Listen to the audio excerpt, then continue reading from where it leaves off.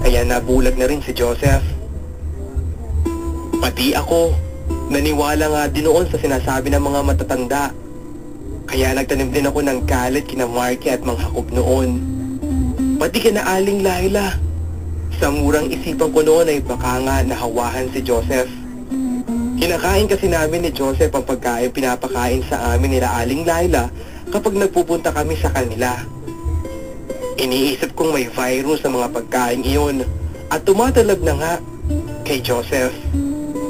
Masyadong mahal daw ang operasyon sa mata at kailangang may mag-donate ng iris para muling makakita si Joseph. Kahit nasa Saudi si Papa, hindi pa rin daw namin kakayanin ang gastos. Ganito pa ang umiiyak na sabi ni Josephine na sobrang nagmamahal sa kanyang kakambal. Ilang oras kami nag-iyakan ni Josephine at lalo pa akong napaiyak noong bago ako umalis. Pinayagan ako ni Aling Lorena na silipin si Joseph sa bintana ng kwarto niya. Nakaupo siya sa ibabaw ng kama niya at taimtim na umiiyak. Alam ko noong sandaling yun ay humihingi siya ng himala sa Diyos na sana ay muli siyang makakita. Just what is in me, sometimes I just... Gabi-gabi din ay nagdadasal ako na ibalik ng Diyos ang paningin ni Joseph.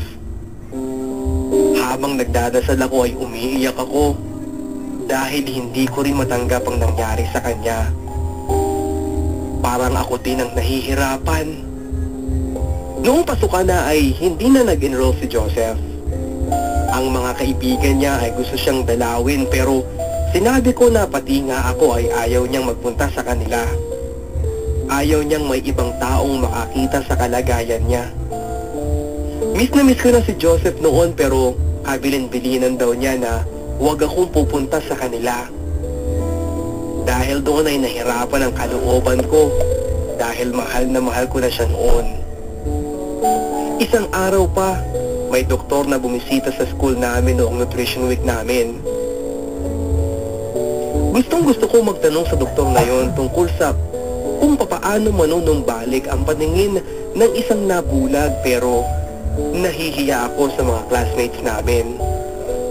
Kaso, noong palabas na ang doktor sa classroom namin ay hindi ko na napigilan ang sarili ko. Sinundan ko siya at sinabi kong may itatanong ako. Ano iyon, iha? Mabait naman niyang tanong.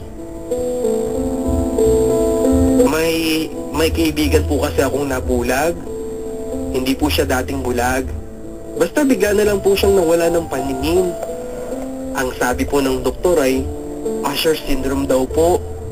Ano po ba yung Usher syndrome? Hindi ako espesyalista sa mata. Pero sa pagkakaalam ko, ang Usher syndrome ay namamana sa mga magulang. Bakit? Bulag ba ang mga magulang ng kaibigan mo? Tanong niya. Hindi naman po bulag ang parents niya. Sagot ko. Baka hindi Usher syndrome yun. Baka kulang lang talaga sa sustansya ang mata niya. O kaya may diferensya talaga sa mata niya kaya nabulag. Dok, makakakita po kaya siya? Yan ang hindi ko alam, iha. Pero mahusay na ang teknolohiya natin ngayon. Kung may magagastos at kung may magdodonate ng mata niya, I'm sure may pag-asa siyang makakita. Ganito ang paliwanag ng doktor. Tumigil na ako sa pagtatanong noong nasa tapat na kami ng susunod na classroom ng pupuntahan niya. At si Josephine ay nasa di kalayuan at matamang nakatingin sa akin. Hinihintay ko siyang lumapit. Wala siyang alam, di ba?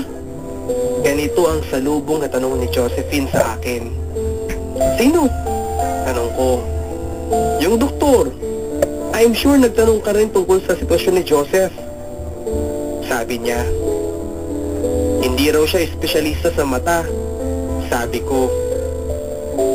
Sandaling nanahimik si Josephine at noong magsalita siya ay may kasabay na luhang pumalong sa mata niya. Sana graduate na tayo, Jam.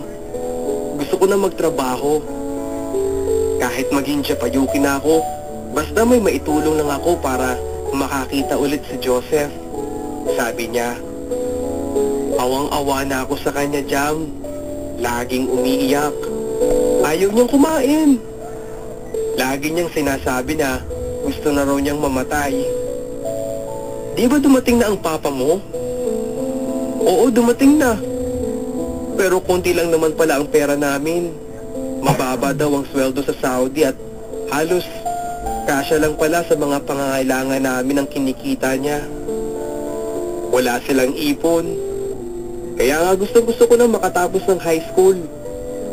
Hindi na ako magka-college, Jam. Gagamitin ko ng kagandahan ko para kumita ng pera. Para lang matulungan ko ang kambal ko. Kahit magpunta ako ng Japan, Jam, gagawin ko. Sabay kaming umiyak ni Jam noong hapong iyon dahil pareho naming nararamdaman ang pagmamahal at pagmamalasakit kay Joseph. Pero wala kaming magawa at iyon ang masakit. Kung wala kang magawa para makatulong sa paghihirap ng taong mahal namin. Please don't ask me what am I. Muling sumapit ang bakasyon. Isang taon kabarangay na hindi ko nakita si Joseph. Kahit na nasa iisang barangay lang kami at 10 bahay lang ang pagitan ng mga bahay namin. Hindi siya lumabas ng bahay. Ayaw pa rin daw niyang may ibang taong makakita sa kanya. Hanggang sa may isang hapon na hindi ko napigilan ang sarili ko. Nagpunta ako sa kanila. Nagulat si Aling Lorena noong pagbuksan niya ako ng pinto. Pero doon pa lang ay lumuha na ako. Pasensya na po. Hindi ko na kaya. Miss na miss ko na si Joseph. Sabi ko. Kinabig ako ni Aling Lorena. Inakbayan niya ako at pabulong niyang sinabi. Sige anak. Bukas naman ang pinto ng kwarto ni Joseph. Dahan-dahan ka lang ha. Wala naman siyang magagawa kapag nandun ka na. Pag nagwala, tumakbo ka na lang palabas. Ganito ang pabulong niyang bilin sa akin.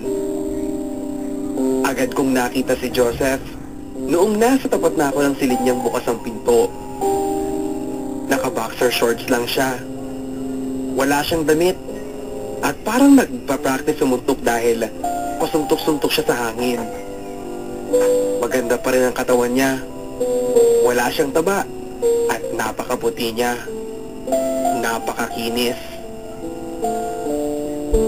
Sino yan? May ibang tao ba dito? Pasigaw niyang sabi. Napapitlag ako. Kasunod na ay mabilis siyang humarap sa akin. Sa kanya ako sinunggaban. Napahiyaw ako noong mahawakan niya ako. Sino ka? Bulyaw niya habang kay higpit ng hawak niya sa akin. Si Jam to! Si Jam! Takot na sagot ko. Lumuwag ang pagkakahawak niya sa akin.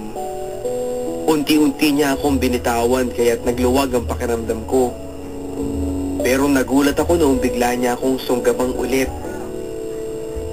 Sa kanya ako mahigpit na niyakap. I miss you, Jam. Mahinang sabi niya. Doon ay napaiyak na rin ako at niyakap ko na rin siya. Matapos nun ay umupo kami sa kama niya. Kumusta ka na? Siguro may iba ka ng boyfriend, sabi niya. Nakatitig ako sa mukha niya. Kung hindi lang sa mga mata niya ay napakagwapo pa rin sana ni Joseph.